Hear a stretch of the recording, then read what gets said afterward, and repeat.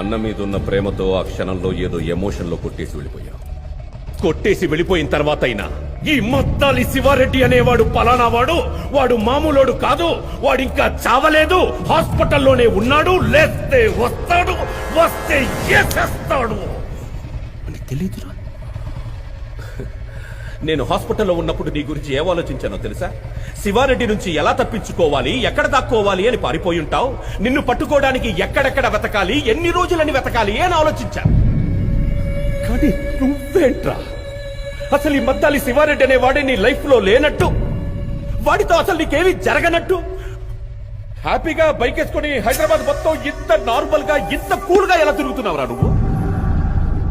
ఎవరు సార్ మీరు? ఎవరు సార్ మీరు? నేనెవరో నీకు తెలీదు. మీరేం మాట్లాడుతున్నారు? మీరు ఎవరు అనుకుని ఎవరితోనో మాట్లాడుతున్నారు?